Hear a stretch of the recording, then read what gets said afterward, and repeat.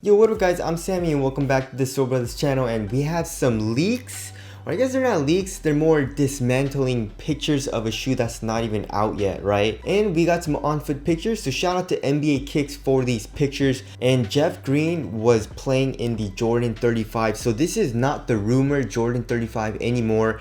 Everyone knows that this is the actual Jordan 35 that's going to be coming out soon. So the Jordan 34 has been out for quite a while now, so it's time for the new shoe to come out, and this is the Jordan 35, and it doesn't look that bad on foot, and a lot of you guys are starting to like it, and it's growing on me as well. And its colorway is not that bad. The tongue and the back of the shoe, like in the ankle area, remind me of the Jordan 5 a lot, and I'm also getting some Jordan 13 vibes a little bit. A lot of you guys said that as well in the comment section below, but obviously, as you guys can see, they kept the eclipse plate, which obviously was my favorite part of the Jordan 34 aesthetically, right? Hopefully the Jordan 35 is a little bit more flexible though. I mean, for heel to toe transition, the Jordan 34 was great. You know, it have a nice curve shape here in the heel as well as here in the forefoot. So it wasn't a huge problem because of that shape, but I would like it to, you know, just bend a little bit more here in the forefoot. But you know, that's just me personally. I don't think it was a huge deal really for anyone, and it wasn't really a huge deal for me either. Just a little minor thing that I would like to be changed. If it doesn't really change, not a huge deal, but you know, if it does, I'd like it a little bit better, you know? And like we've seen, it says 23 here in the ankle area. They're using some weird materials though. I'm not a huge fan of the materials. Like this gray part that kind of starts in the toe and goes all the way here into the midfoot area doesn't look to be a very nice leather. It looks like a cheaper type of leather. And then here in the toe box area, I'm not really sure what type of material they're using, probably like a textile, but then there is a little bit of a grid pattern on there. The tongue looks very nice though. The tongue is very large, just like in the Jordan 5, and it looks like there's a lot of padding. Like here in the Jordan 34, there's absolutely no padding.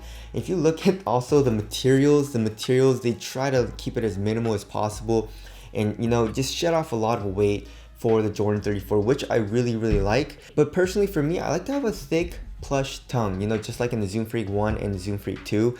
I mean, I don't mind the thin tongue though. I just like a tongue with a little bit more padding though, just personally for me. And then on top of that eclipse plate, there is, I'm not really sure what this is. It looks to be a combination of a mesh and another type of material. It looks pretty dope, I guess. And then as far as the eclipse plate goes, the eclipse plate is actually a little bit different than the eclipse plate in the Jordan 34. So in the 34, it's just a little plate, you know, it just stays inside the midsole, right? But on the 35, it kind of comes up and acts like a lateral cannon, which is dope. I don't think anyone had an issue with lateral containment or support in the 34. So I don't really think that was necessary in the 35. But, you know, I guess they decided to add that. As far as the foam goes though, I don't know. That was one thing I didn't like all too much about the Jordan 34, is that the foam is super stiff, right? I mean, the zoom unit in the forefoot was incredibly nice in the 34, but the actual midsole compressing was kind of disappointing. I like to have a softer type of midsole. You know, I don't really need it to be crazy soft or something, but I don't like it to be as stiff as the Jordan 34 was. So hopefully they're using a different type of cushioning setup. Like if you look closely, there are some like lines on it. So maybe it's like a different type of cushion. Hopefully it's like, you know, React, you know, that'd be so the sexy time, you know, but probably not. Hopefully it's like Lunar Lawn or, you know, I don't know, but it's probably not. And of course, like we saw in the leaked pictures, like on the outsole, it says air zoom in the forefoot as well as in the heel. So we know that they're using a forefoot and heel zoom unit, right? Yes, we do. And for some reason, we have some dismantling pictures already. So shout out to IMBB_shoes as well as eHawker23. If you look at that zoom unit in the forefoot, that is one thick boy. Thick with 3 C's, maybe even 4. And not only thick, but also long, right? One sad thing about it though is that it doesn't look like it's top loaded. So you can see a little bit of black, which is obviously probably the foam. So it's bottom loaded, right? The heel zoom unit and the forefoot zoom unit look to be bottom loaded, which kind of sucks. So there's probably not going to be a crazy underfoot cushioning sensation in like a zoom strobo or like a top loaded zoom unit. I'm sure you'll still be able to feel this. It doesn't mean it's going to be hard to feel at all. And like the foam on top of the zoom unit doesn't look that thick either, you know. It looks like maybe a couple of millimeters thick, maybe like 2-3 millimeters, so that's not even a huge deal. You can also see the eclipse plate, so you obviously there is a little bit of a hole going through that, which is dope. And then you can also see the strobo board and then the insole, and the insole looks pretty damn thick.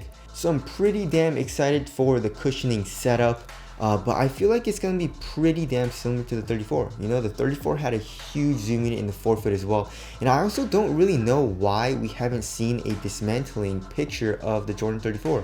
Even though the 35 is not even out, and we've already seen the inside of the 35, so that's pretty interesting, right? So if you look at the materials look very, very thin. You know, if you look here in the toe box area, the midfoot area where the tongue's supposed to be, it's a super thin material. There's a little bit of underlaying material which can be found in basically every single shoe, and you know, so that's pretty damn normal. Like, you see that white material, that's just an underlaying material in the toe, and then you see the actual material on top.